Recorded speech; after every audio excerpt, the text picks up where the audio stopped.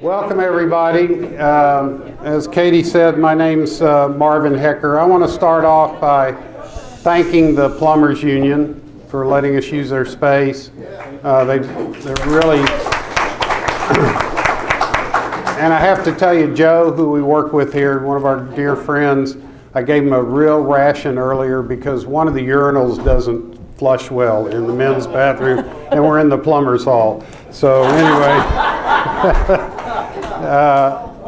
I also want to thank Robert Sheldon, who is videoing this today.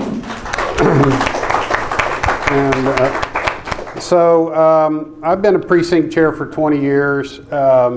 I chair the Training and Support Committee, Precinct Chair Training and Support Committee. I'm precinct chair in 327, which is the south half of Lost Creek and neighborhoods along 360 in the Westlake area. I'm the president for now of the Westlake area Blue Action Democrats, which is our super precinct. And I've had the honor to serve on the Super Precinct Task Force, which has been working on this for well over a year, and was asked to be on the search committee for our executive director and help choose Cynthia, which I'm so pleased about. She's doing an extremely good job. And I want to thank Marvin for serving on every task force every time I ask, and for putting the trainings together and the training committee. So today we're going to talk about winning.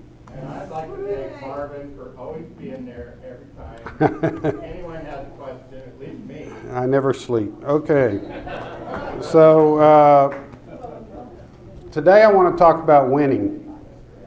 And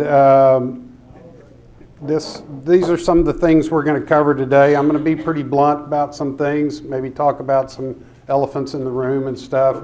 I want you to do me a favor. I'd like for you to, if you have questions, please write them down and save them for two reasons. One is I may answer them as we go through the presentation, and we don't have much time. And the other is that I want to make these points and be sure they get made and not go down too many other trails. So we'll have plenty of time for discussion at the end. So please hold on to those. So Travis County has changed a bit since I became precinct chair. It's grown by 500,000 people in the last 20 years. Over that time, our party's done pretty good work. In 2018, we had 93% of the county registered to vote. In 2020, we had 97% of the county registered to vote. As Katie said, in 2018, our turnout was 61.8% in Travis County, as opposed to a statewide average of 46.3%. 2020 was a little different. We had a 71% turnout, which was good. You notice that statewide was 66.7%. So as Katie said, the whole state turned out for that election. But here are the numbers we need to look at. In 2018, 38.2% of the registered voters in Travis County did not vote. In 2020, 29% of the registered voters in Travis County did not vote. And some of those people are registered in Travis County, but they're away at college or other reasons. But in many of our precincts, there are at least 20% of the registered voters who don't vote for various reasons. In some of our precincts, that number is 25 to 30%, and there are precincts that are as high as 40% people who are not turning out. That's the number to keep in mind. So as many of you know, have gone through training, we show you your results and everybody beats their chest and said, oh yeah, I had a 71% turnout. Well, 29% of the people in your precinct who are registered to vote did not show up, and that's something for us to keep in mind. So we also have about 100 people a day moving to Travis County. And so people who say, oh, I know my precinct, well, there's a lot of turnover. And so that's another challenge that we have. And then we have the ongoing problem of people not paying attention to down ballot races.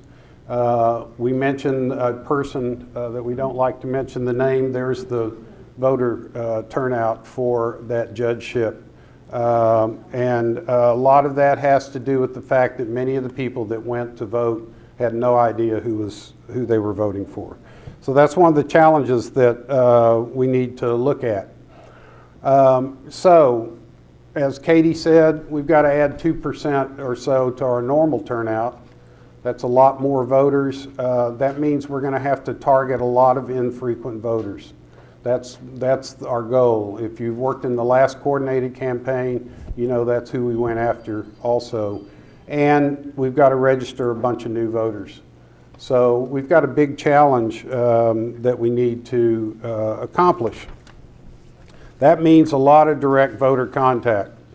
We have 17 weeks. Yes, ma'am. I just had a question on that voter turnout. Is that likely Democrat voters or was it? Yes, Democratic voters. We don't want to turn out Republican voters. That's right. So we have 17 weeks until the first day of early voting. That's 121 days. And so this means an awful lot of direct voter contact. And that means our party has to be more visible than it's been in the past. So I got a question for you. Do you want to win in November? Yes. A little louder. Do you want to win in November? Yes. Okay. All right. So how are we going to do that? Well, what's that? Bring out more voters. There you go. So we're gonna stage public events, and we're gonna knock on doors and all that, and we're also gonna send emails, write postcards, do phone banks, text banks. But the way we're gonna win is to recruit more volunteers and have more face-to-face conversations. The way you convince people is to talk to them directly, face-to-face, maybe on the phone. Everything else falls kind of short. As you may know, postcards are really good for motivating people to do certain things and reminding people and that kind of thing, but face-to-face conversations is how we're going to win. So we brought you together today to talk about achieving these goals. A bunch of you are new chairs in here. We have some longtime chairs. We have some returning precinct chairs, thank you, who have served before and have come back. There's some organizers here. There's some super precinct leaders here.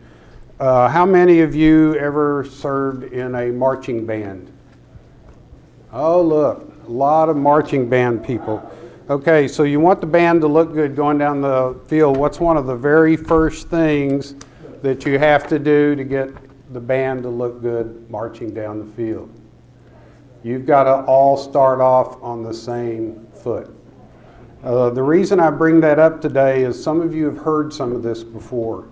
A lot of you have been through training, and so why are you having to sit through this again today? We've made some changes, we've introduced some new concepts, and people need to be reminded. And so I want you to bear with me, and we're going to cover some of that information. For some of you who have been doing things a certain way for a long time, this is going to be what I call a "Who Moved My Cheese" event. If you're in the corporate world, in 1998, this little book came out. It's an allegory about how people deal with change in an organization or in their life. And if you haven't read it, it's a quick read. It's a little allegory about some mice. Their cheese gets moved, and they have to figure out how they're going to cope with it. And so, if you're somebody who's been doing things the same way for a long time, listen up today. We're going to talk about moving things better, and I promise your cheese will taste better when it's over with. Okay. Now, we've had some issues in the past that have created some roadblocks. And we know this because we've done precinct chair surveys at the end of several of the last election cycles. And we've taken a look at those to see what people have in common. Over the years, we've expected a lot from precinct chairs. Okay, precinct chairs, many of you have families and jobs and other interests. Some of you are great organizers, some are not so great organizers. Not all of us are extroverts. Some are great about attending our meetings, serving on committees, doing the party's business. Other people prefer to spend their time with their precinct and aren't so much about party business. Not all of us are geniuses when it comes to social media and other forms of communication.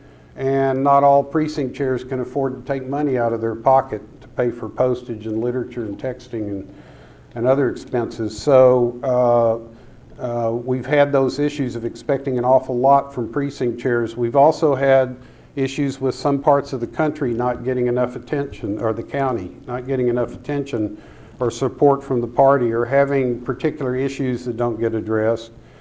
We still have a lot of precincts that don't have chairs, and the coordinated campaign hasn't always been in sync with the precinct chairs. And these are some of the things that we faced in trying to design a new plan to approach these things. Some precincts have a loyal band of volunteers that come out at election time, but not many precincts in Travis County have built an ongoing community of Democrats who are involved in the party year-round. And that's one of the things we're looking at, not just winning in November, but beyond as well. I'm going to interject real quick to give a little context to what Marvin's saying. In 2020, we redistricted at the congressional, state, and at the local level for precincts. And previously, we had about 230 precincts, which is that base unit, 230 neighborhoods. There were voting units that we recognize. When we redistricted, we're now at 280. And what I'm pleased to share with you is that when I became party chair, we had 136 active precinct chairs.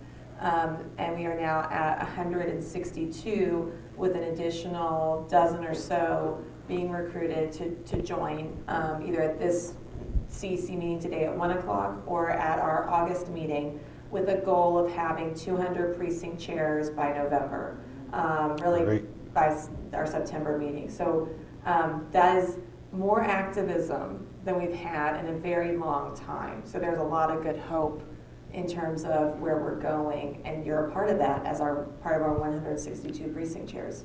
And with the political problems we've had lately, we expect more people to come out of the woodwork. So to meet these challenges in every part of Travis County, last year we started working on a new structure centered around the concept of super precincts. And it's very important. We really believe that this approach is going to make the life of precinct chairs a lot easier and more efficient and more effective. And we hope it'll help us build a bigger bench of activists and volunteers and leaders to carry us into the future. It'll also help us cover precincts that don't have chairs and help us recruit people to fill those chairs. Hopefully it'll make our party more visible in all parts of the county as well, and invite Democrats to be more involved in our party year-round. And it gives everybody more representation on the Chair's Advisory Committee, which is one of the obstacles we've had also in the past. So under this structure, every precinct is part of a super precinct. As she said, it's a cluster of contiguous precincts working together to register and educate Democratic voters, to maximize Democratic voter turnout in their geographic area. Each super precinct is encouraged to have a small leadership group and to allow the work to be distributed and to have some redundancy when people are out of town and that type of thing. And it also includes provisions for adding organizing chairs in each precinct, which I'll talk more about in a little bit. And so having the representative on the advisory committee gives us a two-way conduit to the chair. So when the chair has initiatives that need to be carried out in the county, it's much easier to distribute that through the super precinct process. And the same way with feedback. Somebody in your super precinct, you've got an issue needs to be addressed, you've got a direct conduit to the chair. Training can be done at the super precinct level. And also by having a super precinct, the more experienced organizers and volunteers in your precinct can help with tools and techniques. We're willing to take today's training to your super precinct level. We'll talk more about that as we go on. So I'm pleased to report, and thank you, Stephen, again, for all the work you've done.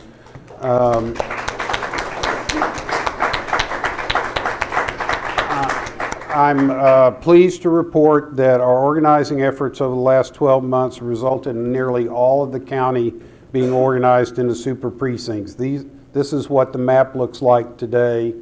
The areas where there are a few little areas that aren't in a color we're still working to get those people into a super precinct. Some of our super precincts are just groupings of precincts that want to work together, and some of them are clubs like Pflugerville Dems. Some of them are Blue Action chapters. Our super precinct, we have 11 precincts that are in the Eanes School District. We decided we wanted to band together because our school district's being attacked, and we were taken under the wing of Blue Action as a chapter in training, and we are about to become an honest-to-God chapter in the Westlake area, Blue Action Democrats. And we'll talk more about the interaction with clubs. So some of the precincts are already well organized and busy. Others are just getting started, and we have a few that haven't really started yet. We have a task force helping super precincts get organized, providing training where necessary. So there are a number of people who have been working on this for a long time. As Katie said, some of the ex-precinct chairs are willing to help. We have found other organizing people who are willing to help. So in terms of making the super precinct work, there shouldn't be anybody sitting around scratching their head wondering what to do next. We're there to help make it happen. And we're working with Blue Action and other clubs to coordinate our plans and budgets so that we don't have a lot of redundancy and we don't have a lot of competition going on. If I can interject real quick, the super precinct map that you see here and the structure is a result of numerous meetings, both virtual and in person, with precinct chairs, in addition to surveys that were sent out, et cetera, as to how folks want to identify and geographically with like issues. So it may be a city that defines you. It may be an ISD like Eanes. It could be a geographic area. The super precinct structure that we have created here is based on your feedback and took numerous hours to get that feedback from that task force. And so I know Marvin and Stephen, Lana, who else? Julie? Carrie Collier, Kelly, Julie Carrie Gilbert. Collier, Julie, Pat Epstein. Those were the task force leaders because they represented various groups and were committing to being a part of all the various meetings to get feedback from precinct chairs. So I want to thank them for that effort. It's not always going to be perfect as we're implementing it, and it's really important for you to give us your feedback. The number one thing that will not change from the super precinct model is that you as a precinct chair will decide which super precinct you're a part of and who your representative is in the super precinct leadership structure. Now, we wanted it to be organic. We're not forcing anything, but everybody's been very cooperative, and the good news is that we're all on the same team. I've had numerous people ask me, well, am I a super precinct or am I Blue Action or what? We're all on the same team, and we're at a higher level, at Katie's level and Blue Action's level. We're talking almost daily about coordination, sharing data, all those issues that are important. And so making this structure work will be an important key to winning in November and beyond. Before we get started, let's get some energy going. Everybody stand up and wave your arms and say, win in November. There we go. There we go. Okay, hold on. All right, Guys, okay. Wait, we're gonna... Oh, you got to take a picture. All right, we're going to do it one more time. Everyone sit down. You're going to be on video. That's right. All right. You've also now signed over your rights to be put on social media for the party. Sorry, not sorry.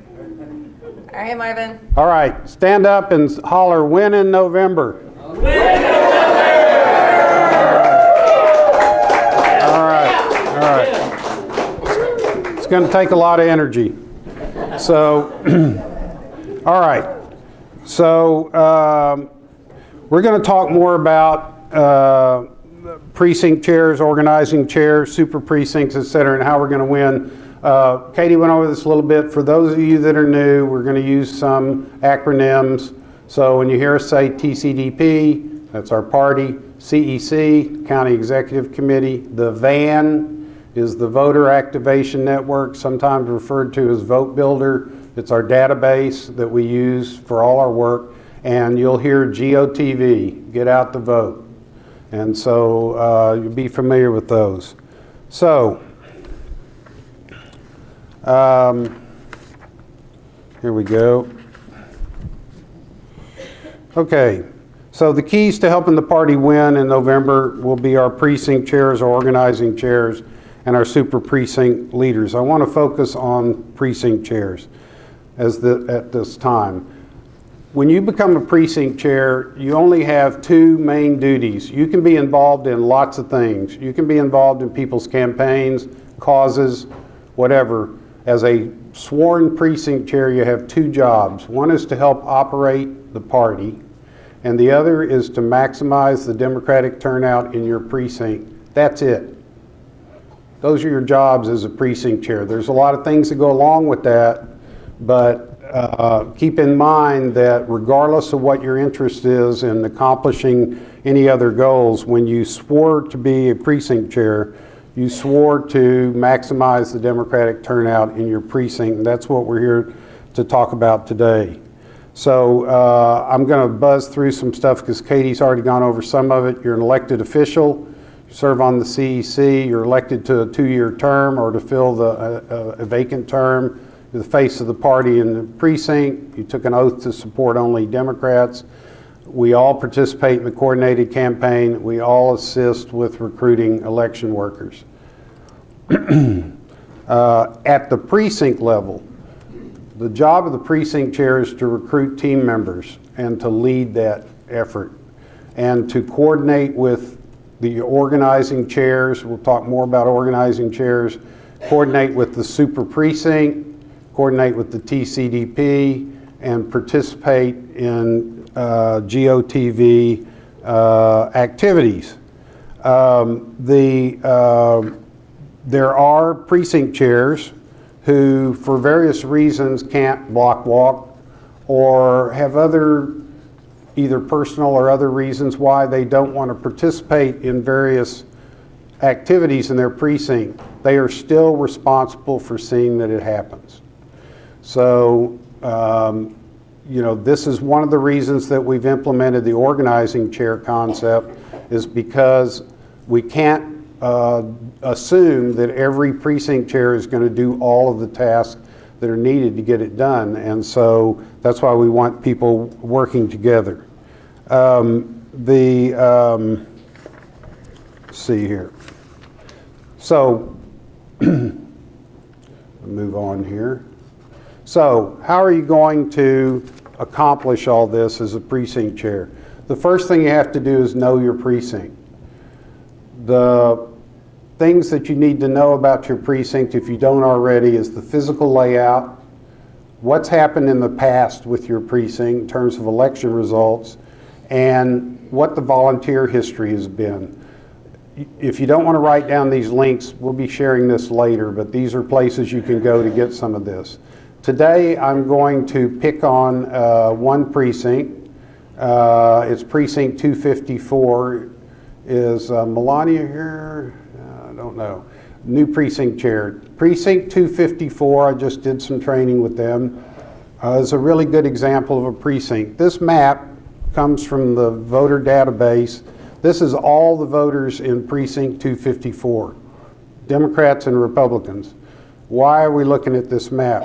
You need to visualize your precinct as a jigsaw puzzle. It can be naturally divided into lots of little pieces, and that's how you're going to be successful, is by doing that, because you're going to need to cover all those areas, and you're going to need to find volunteers that live in those areas. People always ask me about apartment complexes. So hard to penetrate apartment complexes, gated communities. If you find a volunteer who lives in that complex or lives in there and make them a block captain or whatever you want to call them, an area captain, you've covered that jigsaw puzzle. You put all of your jigsaw puzzles together and you have completed the puzzle. So there. Sorry, just to interrupt. The party's also here to help you with that. So one, I think it's really important to know that you're not alone, that we have donors, volunteers, activists that we know live in each of the precincts. And so we have that information that we'll give to you. Brian, Cynthia, and the team are responsible for helping you get that information. A good example is Ms. Heidi, who's a precinct chair. We know that there are a couple of folks who want to be precinct chairs, and so she now can make those organizing chairs, and she's already getting in contact with them, has reached out to me for their contact info, and so we're sending her that info so she can get a group together. So we're here to support you every step of the way as the party staff. And as a part of the coordinated campaign, we're going to have organizers dedicated to each of your super precincts. And so each organizing person in the coordinated campaign will have a couple super precincts that they're responsible for helping. So if you've never hosted a block walk before, you've never hosted a phone bank, they're going to show you how to do that. They're going to even help host them for you. And they're going to help with materials and walking through the process, and also helping to recruit volunteers in the area. And so just know that in addition to having your super precinct to support you and with mentors and the groups together, you also have paid staff whose job it is to give you those tools to set you up for success. So these puzzle pieces we refer to as turfs. Each area that you carve out for people to block walk or whatever is referred to as a turf.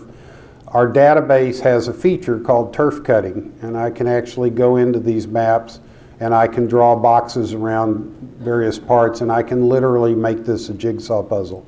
And then I can print separate lists for each of those turfs and put them in the minivan and go out and do the work. So we can help you with that. The Training and Support Committee is also there to help you with that. We teach precinct chairs or their data helpers how to use the van, how to cut turf. If you need any help, all you have to do is raise your hand. So prior to redistricting, Precinct 254 used to be mostly Precinct 111. So going back and looking at voting history, I had to go back and look at Precinct 111. This is the voting results for 2016 presidential election for Precinct 111. At that time, they had 4,891 registered voters in their precinct. Of those, 63.3% of them turned out to vote in 2016 in a presidential election. That was the last year we had straight party voting.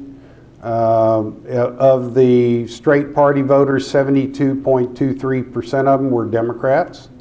And as we scroll down and look at the down ballot races for that year, that precinct was about 70% Democrat. And so this gives us a feeling for what the precinct is. Looking at 2020, same precinct, they're up to 5,375 registered voters now in 2020, and they had a 70.1% turnout. If you remember, that was a high turnout year. Joe Biden got almost 74% of the vote. Looking at the down ballot races, they're still about 70% Democratic. So that gives us a picture of where you're starting from. Also, it's helpful to find out, who has been involved in the past, so you don't have to start from scratch. Well, there's a section of our database called My Campaign, and over the years, lists have been put into My Campaign of people who have either volunteered or have expressed interest in volunteering or have answered positively on survey questions. I pulled a list for the new precinct 254, and there are 148 people at 126 doors who have had some kind of volunteer touch with the party in the past.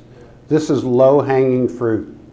We can pull this list, or you can pull this list for any precinct, and you'll be amazed to find how many people there have already had some touch with the party. The other good thing about the list in my campaign is that the email addresses and the phone numbers were given voluntarily, as opposed to the My Voters side of the database, which is all based on public voting information. And we get a lot of bad phone numbers and very few email addresses out of that. But in my campaign, this stuff was given voluntarily.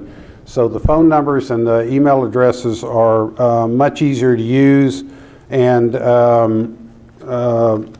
so that's the first place to start looking for people who might volunteer. When I train people and I pull these lists, I very often look through them myself, and I see names on there that I know. Oh, there's a former state rep lives in your precinct, or there's a judge who lives in your precinct, or here's somebody who used to be a precinct chair.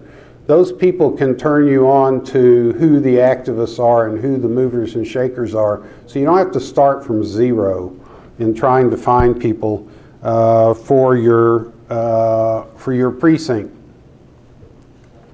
Okay, so I've got some notes here. And Marvin, I was Yeah, asked go to ahead. share a couple data points, if it's helpful, on direct voter contact, that's kind of supplemental to what you've got prepared.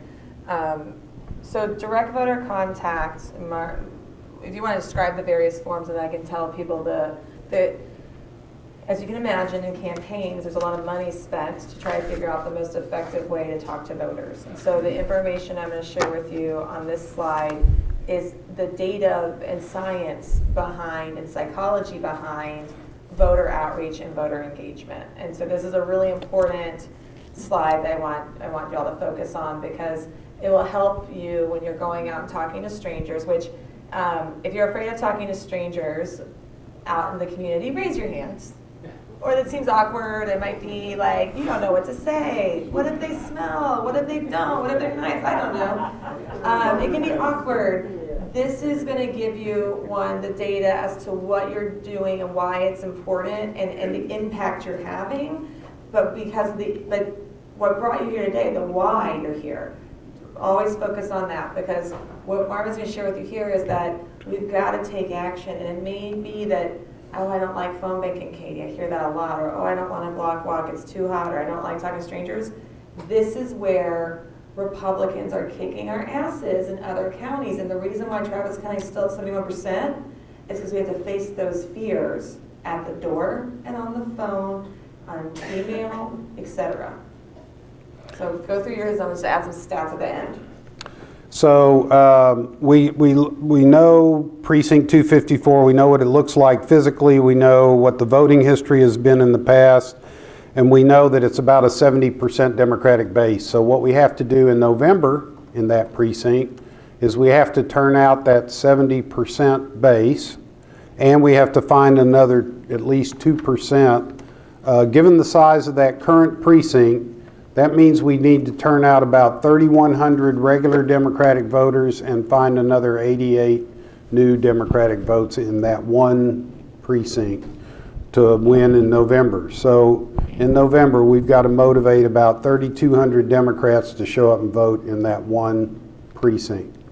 That's true of all the precincts, and so this is a big order of what we have to do. And so we're going to have to talk to thousands of people in every precinct in the next 17 weeks.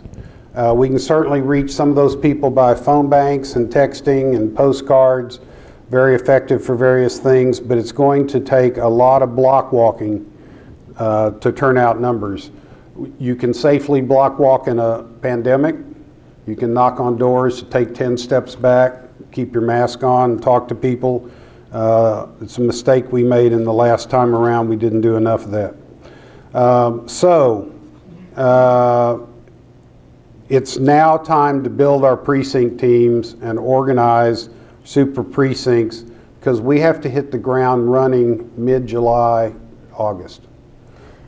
So if you do a phone bank and you are, think of your neighbors, your friends, your family, coworkers, etc., and you're calling one of them, or you have received a call, you are 3 times out of 10 more likely to go vote. So 30% return on that investment. And that's one touch. If you get a text message, you're 20%, 2 out of 10 times more likely to go vote. If you block walk and you have someone come to your door and say, please go vote, will you commit to voting in the November election? 7 out of 10 times more likely to go vote. 70% of return on investment on your time. Postcards. I know postcards, people like postcards. They're kind of the bane of my existence a little bit. Sadly, postcards do not vote. They are really great for getting folks engaged, and they're a good mail piece.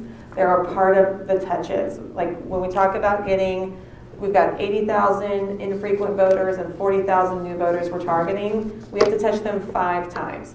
You're not going to touch them all 5 times. That's what the coordinated campaign's here to do as well. We help recruit volunteers, we help host phone banks, but we do it in partnership with you. We have to send multiple rounds of communication. So I know everyone, raise your hand if you got a text message from a campaign or a Democrat. Right? Okay, everyone's like, oh my God, not another text message. We have to text to people at least 5 times with an ultimate goal of 7 times. 5 times at the very least to get them to take an action of voting. So that's why you'll see folks get text messages at the a couple days before early vote, get phone calls, block walk. It's a volume game, and each time we text somebody, even though it may frustrate some folks in the room, it turns out more voters. So when you get that text message, just know that there's a nice volunteer like yourself on the other end in the computer sending that text message, and you'd be like, oh, thanks, you care, and you're giving your time to try and get more voters out. And it may not get you to go vote because you've already voted, but it's getting folks who aren't abnormal, like the people in this room, to go vote. And so that's why we have to layer our communication. In the process of this, of the actions you're taking, the county party is also sending out mail. We send out mail pieces. We also do TV spots, and we also do digital advertising spots as well. So that way you get that the ultimate goal of touching that 120,000 target universe 7 times between really kind of September 1 and Election Day to get everyone out voting. Does that make sense to everybody? So that's where that partnership is with the county party and then with you, and why the data and science behind it is so important, because as the neighbor and the person who knows the precinct, if you say, hey, I live down the road from you and I'm voting and I want you to go vote, they're way more likely to go vote. So a couple of things, side comments. One is that we're asking everybody to work together here. There are parts of the county where we're forming super precincts, where there have been separate groups operating. Maybe there was 2 Democratic groups operating in the same area or whatever. We don't have time for roadblocks this year. People need to put down any kind of jealousies or personal conflicts or control issues or whatever, and work together. There will be campaigns going out doing work. There will be other organizations doing work. We're not the only ones trying to get the vote out, but we're the ones who are trying to build a long-term community of volunteers at the precinct level. So, you may think Beto has your precinct covered. That's temporary. That's one election cycle. We're looking at building for the long term too, because some of us aren't going to keep doing this forever. You got to have people on the bench. Let's talk about organization for a minute. So we have been training for a long time now. We've been using what's called the snowflake model. This was developed by Obama for America. It's used by a lot of the Democratic Party, pretty straightforward. Precinct chairs at the center of everything. You have people to help you with the various tasks that need to be done. One of the changes that we're wanting to make is to introduce the organizing chair. We will be modifying our bylaws to recognize organizing chairs as an official role in the party. They will not have a vote. Only precinct chairs can vote by party rule. But organizing chairs will be invited to attend CEC meetings. They'll be invited to serve on committees. They can be leaders in the super precinct. And there can be more than one organizing chair.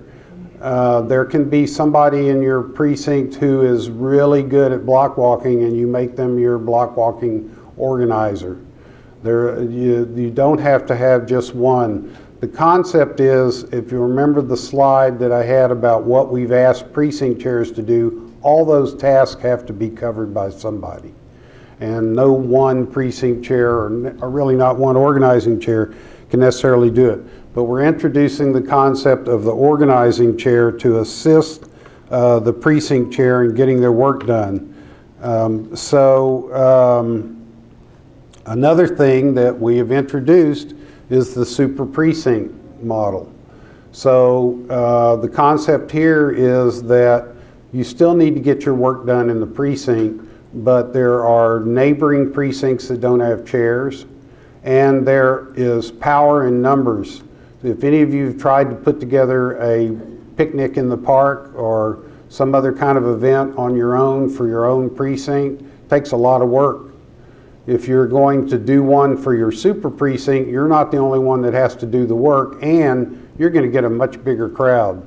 And bigger crowds are like a snowball going down the side of a hill. They gain momentum.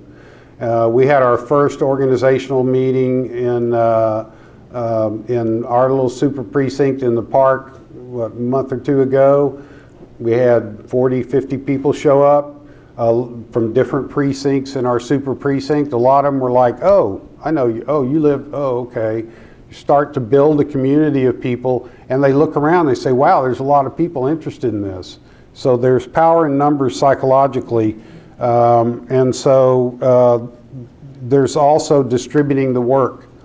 If you're a precinct chair that's been operating alone, you decide to take a 3-week vacation in Europe, nothing's getting done.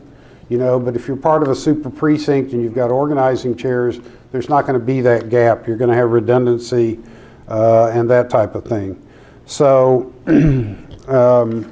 we do encourage folks to have a life and to go on vacations, and that's where the party and the organizing chairs, and that's why we have to continue organizing as a community with people being able to be on maternity leave or be, you know, on a vacation or have a work obligation come up that takes up time. Having the strength in numbers allows us to have that flexibility to continue the organizing and for you to be a leader in that. And this is not a unique idea to us. There are other parties in Texas and other states who have been doing this. San Diego's a good model, their Democratic Party, and we think this is going to really change the role of the precinct chair for not having to feel like the whole burden is on their shoulders. In a precinct where there's not any organizing going on, the county chair can appoint an organizer to go in and work there as well. We're going to come up with a process whereby they file kind of similarly to the way we file to be precinct chairs, and they're formally acknowledged as being a formal part of the party. And so we're working on that now. And so in addition, each super precinct will have a leadership group, you know, that will help support each precinct, and we'll all work together to plan activities. So it's still, you know, the precinct chair's responsibility to build and recruit the team, and we hope this is going to make it a lot easier. So where do you find volunteers? This is a big deal. We've told everybody, go out and build your team. Where do you find volunteers? Well, we showed you one way, and that's using our database. You can pull a list from my campaign of people who have been involved. You can also go into the voter side of the database, pull a list of people who voted in all 3 of the last Democratic primaries, and you're going to find what we call the triple Ds. These are people who we know are solid Democrats. You don't need to call them and tell them to go vote in November. They vote in every Democratic primary. Then they vote in every general election. Those are the people who need to be helping you getting other people to vote. And so you can find lots of volunteers in your precinct. It's not hard. What takes time is contacting them and asking them to volunteer. But if you get people to help you do that, then you can get it done. You also can talk to previous precinct chairs or elected officials that live in your precinct. Anybody who has run a campaign in the past in your precinct knows some people. And they know, when I ran my campaign, Shirley was really helpful to me in this neighborhood. So that's a place to find volunteers. Neighbors who are Democrats who maybe haven't done a lot. They know people. So I serve on the Civic Affairs Committee of my neighborhood association. Every time we have a function and we're getting ready to set up for it, some friendly Democrat will come up to me and say, do you know Ralph who lives over on Bay Hill? Ralph's shooting his mouth off, says he's tired of the way things are, he wants to be involved. Give me Ralph's number. You'll find more people and in your daily life, you go to the grocery store and, get into conversations with people, sign them up, get their contact information. As you walk your precinct, as you're involved in activities, you'll find other people who you didn't know were Democrats. Where I live, we have a lot of people who don't vote in primaries because of their profession. They don't want anybody to know whether they're a Democrat or Republican. We have lawyers, consultants, real estate people, folks who do not vote in primaries, and you don't really know if they're a Democrat or Republican. I'm constantly using the van. I'm getting ready to go to a meeting in my neighborhood. I'm constantly looking people up before I go to see, does this person vote? And a lot of people don't. And so you'll run into people, get into conversations with them, and surprisingly find out that they're Democrats. Obviously, canvassing your precinct is a way to find volunteers. And you can use social media. I use Nextdoor to recruit precinct workers, poll workers, and it works every time. I get a lot of people to work the polls just by putting a note out saying we need poll workers. There are precinct chairs. One of the precinct chairs in my super precinct has a private Nextdoor group that he can admit people to, and he uses it just to post articles from time to time, keep people informed about down ballot races and things like that. Some people have Facebook pages, some precincts have websites, other social media. Lots of ways to find volunteers. It shouldn't be hard, it just takes time. What do you do when you find volunteers? Okay, you've told me to find volunteers, now what?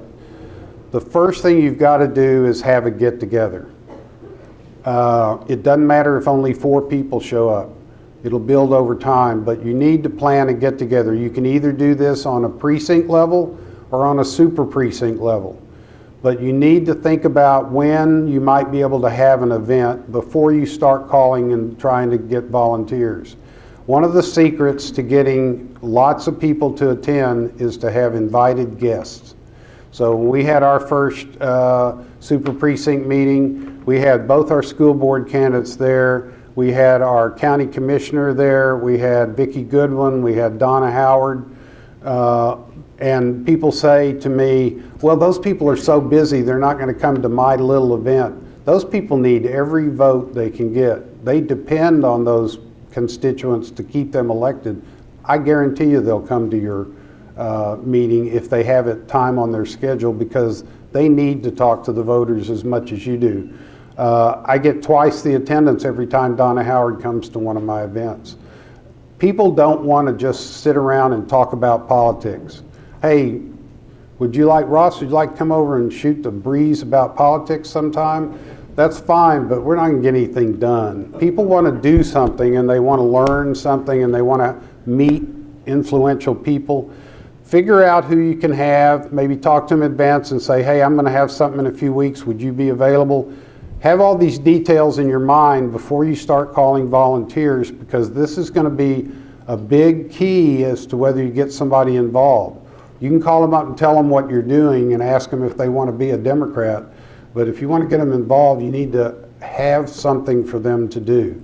So plan your first get-together, and then what do you say to them? Sorry, I'm going to jump in on the first get-together. We also can help you get in contact with elected officials that you'd like to invite, campaigns, and Cynthia and I both, as well as any of our staff, have been to a number of these types of events to help with explaining the process.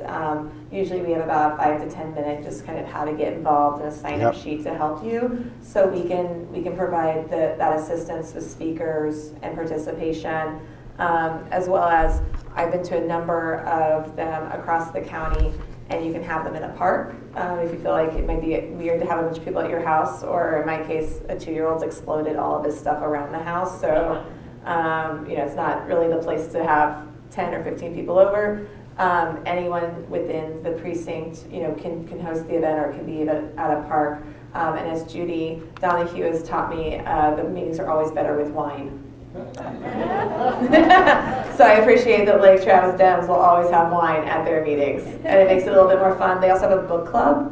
They also have a couple different things, so organizing can be fun. It doesn't have to always be just about voter turnout, but wine makes it a little bit more fun. And I had a note here that said, or party officials. See, I left you out. No. So, yeah, you're right. And we will show up for you. There you go. Party we officials. Like to party. Party officials. So, yeah, and to borrow a phrase from Blue Action, there are a lot of clubs that you can go to if you want to sit around and shoot the breeze. Our job is to get shit done. So, there you go. So, once you have a plan, then you need to ask people. The first thing you need to do is introduce yourself, and please do not say, hello, my name is Marvin, I'm a volunteer with the Travis, because they think you're calling to solicit or whatever. Start off with, I'm your neighbor. I'm your neighbor is one of the best icebreakers you can, because you immediately establish that it's not somebody they don't know about. It's not likely somebody who's asking them for a political contribution, whatever. You can say, I'm your neighbor and your precinct chair. When I do that, I don't say I'm your Democratic precinct chair, for a couple of reasons. One is I assume I'm talking to a Democrat. And number two, I'll find out if I'm not. Because if I'm not, they're going to say, oh, which precinct chair are you? So I usually start off with, I'm your neighbor and your precinct chair. Tell them what you hope to accomplish. I took this job because we need to do this, that, or another. Fire Greg Abbott, do something about various issues, but tell them why you took the job, and then very importantly, tell them that you want them to be a part of it. People feel isolated, especially in a caustic and political environment. People feel helpless. Gun control, I don't know how many people I've heard say, well, there's nothing I can do about it. Well, maybe not as an individual, but if you find out there's a group that's doing something about it and they want you to be part of it, you're suddenly empowered. So make them feel good. Tell them, I'm trying to accomplish this, and you're somebody that I would like to be a part of it. Announce your event, saying, so I'm having a get-together, and like for you to attend, and this is when it'll be. If you want to give an option, let's say you want to give an option of whether you're going to have your meeting on a weeknight or a weekend or a Saturday or a Sunday, then you can ask them when they're most available. Don't ever give anybody more than 2 options on anything. Never give more than 2 options. If you ask somebody, Eddie, would you like to come block walk with me sometime? Eddie could be ambivalent about that, but if I say, would you rather block walk on Thursday at 7 o'clock or on Saturday at 2, I'm tying it down. Then Eddie's going to have to make a decision there to either say, yeah, I want one of those, or, I really don't want to do that at all. If, regardless of what they say, Ask them if you can keep in touch with them. If they say, oh, well, you know, I really don't attend meeting, I'm not going to be, I can't do that or don't want to do that. Ask them, is it okay if I keep in touch with you because I want to give you information about some of the down ballot races that are taking place, let you know when there people going to be in town to speak, whatever. Ask them if you can keep in touch, find out how to contact them. We've written a little script, and I'm going to make this all available to you, but it's just what I told you. I'm your neighbor, your precinct chair. I'm calling to let you know what I'm up to. My main job is to turn out Democratic voters, as many as possible in our precinct, and to keep people informed about what's going on with the county party and offer ways for people like you to participate and make a difference. I'm having a little get-together. You're somebody I'd like to have attend. So-and-so is going to be our special guest to talk about X, Y, Z. There are some other phrases you can use, like if you're like me, you're fed up with the way Texas is being run, you'd like to see it change. We have some dynamite Democratic candidates on the ballot in November, and we need to increase our turnout to boost the statewide vote. Are weekday evenings or weekends best for you? What's the best way to send you an invite? If it's okay, I want to keep in touch with you. What do you prefer? We also have a website or a Facebook group or whatever. Here's how you can join. So somebody recently, a precinct chair recently, was writing a script to do canvassing in their neighborhood. And they said, how do I go up and ask somebody if they're a Democrat or a Republican? Do I just ask it like that? And I said, no, go up and ask them if they're happy the way Texas is being run. Ask an open-ended question. And you'll find out right away. If they say yes, then wish them a nice day. It also helps if you're wearing a Beto shirt or a Democrat. You always find, I was doing some volunteering with the Junior League, and we were trying to help them become a little bit more woke, frankly. And I found out that there were quite a few Democrats and folks in our LGBTQ community that were part of the Junior League, and we ended up organizing together because I was wearing some Wendy Davis shirts at the time, and I'd always wear them to the Junior League just to screw with the establishment, right? And we ended up getting them to change their pronouns. They used to send emails out saying bring your husband or your spouse, to this event or whatever, and now it says bring your partner, and just various things like that. But wearing a t-shirt, identifying kind of who you are, putting yourself out there, which can be difficult, right, and challenging, but putting yourself out there helps to also attract other Democrats. And it was amazing how many people will come up to you in the community and say, oh, wow, great, we're Democrats, So in the community. Here's something really important. If any of you ever worked in marketing or advertising, you know that every time you talk to somebody, you make an impression. And the more impressions, Katie talked about, we need to hit people 7 times. No matter what response you get, even if you get a no, I'm not interested, you have made an impression on someone. They know that there's an organization working in their precinct. They know that it's important to elect Democrats in November, and that's going to stick in their head, even if they don't come to your meetings and even if they don't want to block walk, whatever. It's also really important when you're training people to do phone banks and block walks and they say, man, I'm getting a lot of no's. You need to remind them you're still making a difference. Every time you make a contact, you're making a difference. Impressions matter to people. And so it's very important. Okay, today is June 25th.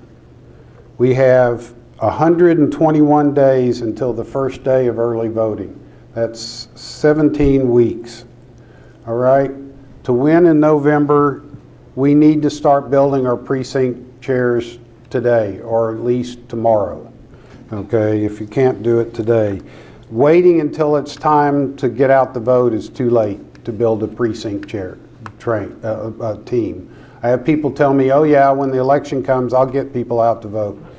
It doesn't work that way. If there wasn't all the turnover and all the new people coming in, that might be great. But it doesn't work that way. We have to start now. And so you may start small, but you need to be optimistic and keep at it. The other key is to ask others to help. So when you're calling volunteers, you're going to get various people. Some people will be reluctant, some people won't be. Every once in a while, you're going to hit the jackpot, and you're going to find somebody that says, yes, I want to be involved. I am so upset. What can I do to help? The first thing they can do to help is ask them to help call other people. You need to be finding a lot of volunteers right now. So later on, when we break into groups, we're going to break into super precinct groups.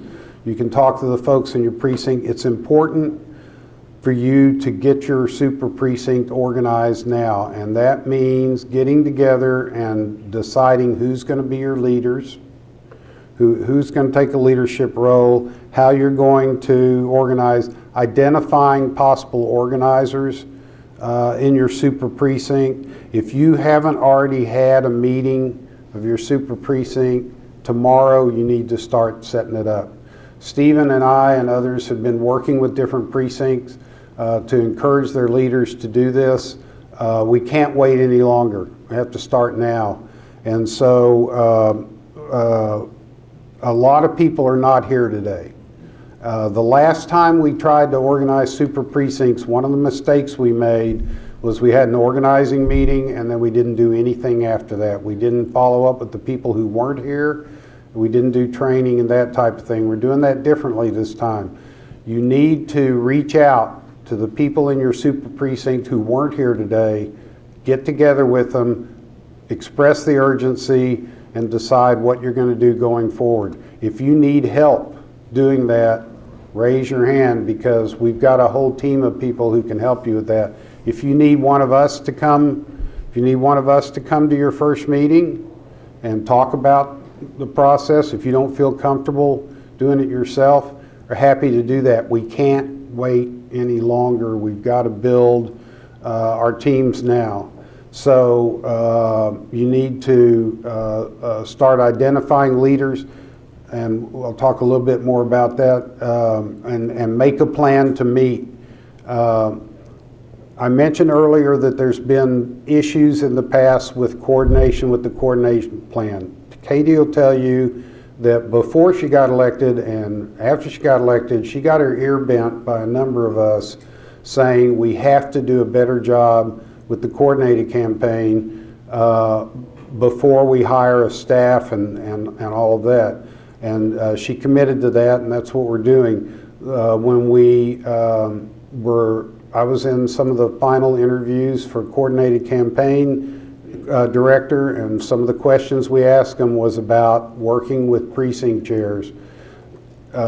Katie is committed to our new coordinated campaign director meeting with super precincts and clubs and all other stakeholders so that the coordinated campaign plan is indeed coordinated with us, and so we don't have some of the issues we've had in the past. I'm going to give us 2 more minutes so then we can break and get food before the CEC. Okay, I'm almost at the end here.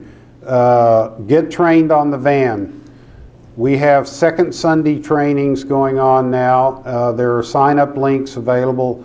Every second Sunday of the month at 10:30, I teach a basic organizing course.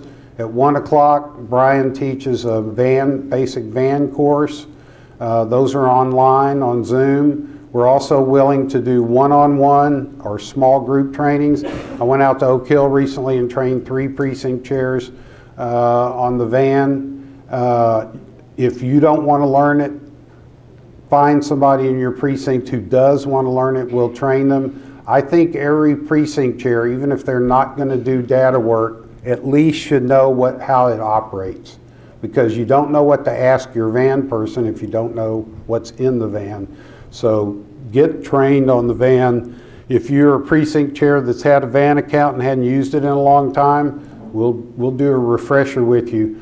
Nobody should sit around scratching their head about what to do. We've got people who will help. My email address is up there as well. You can get in touch. We have a list of super precincts. When you checked in today, you were given the name of your super precinct. This is a list we've put together from all the work we've been doing in the last year. If you're not wanting to be in that super precinct, fine, you can be in a different one, it's up to you.